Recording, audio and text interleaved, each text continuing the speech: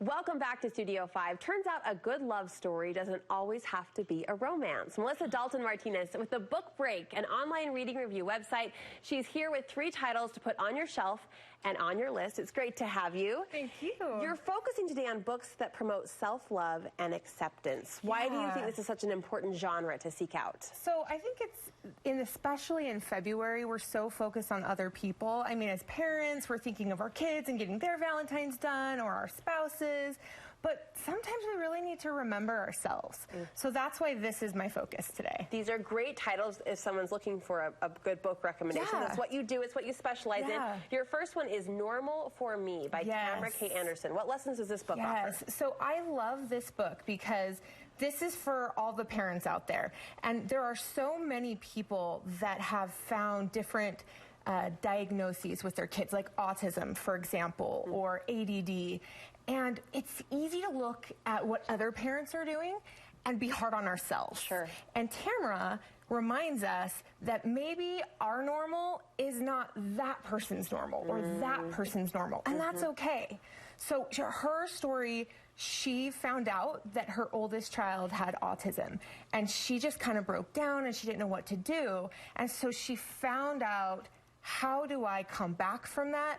And how do I become okay with that? I love the title, Normal for Me, Learning to Love and Accept Life's Detours with God's Help. Beautiful cover, too. Kind of paints that picture of the confusion we sometimes feel as parents as we try to sort through it. All right, check on that. Next up, Between Monsters and Mercy by Kelly Thompson. So this one, I think, touches all of us in ways that maybe we don't even realize. Like, if we've ever struggled with addiction, or someone we love has ever struggled with addiction, it's hard to watch them go through that, but knowing that there's still hope.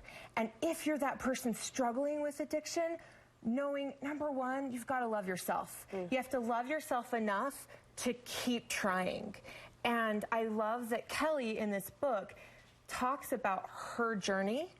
And also, she talks about her journey with adoption, being the birth parent. And that's another thing that maybe we don't always think of the birth parent and the journey they went through. 2 interesting challenges. Both, though, I would have to think, having not walked those paths myself, I would have to think it would be such a helpful lifeline and resource to hear from someone who has walked that path. Those feel kind of unique in struggle or in trial, if you will. So great to have her perspective. All right, that's Between Monsters and Mercy. Last but not least, One More Chance by Robert Weeks and Alan Webb. Why do you like this one? So this is kind of a different one. And so first, Robert Meeks was held captive in Mexico, and he went there on a business trip, and he was held captive by a Mexican drug cartel. And he had an interesting journey with that, because he really thought, I'm going to die. And so if you're in that moment and you have to think about that, number one, are you ready to die?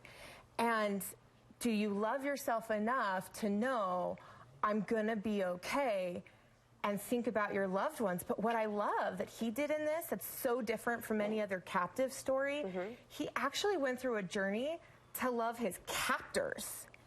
And I'm thinking, my heavens, if somebody's holding me captive, I am not loving them. That's a whole other level of forgiveness that you don't ever expect anyone to reach. All right, 3 great recommendations promoting that self-love, self-acceptance, and that personal journey. This is what you do on your website. You recommend great books. Where can we connect and get more? So you can go to thebookbreak.com. It's thebookbreak.com, and I talk to authors, I review books, and give some information for people interested in the publishing world. Awesome. Melissa, thank you so much.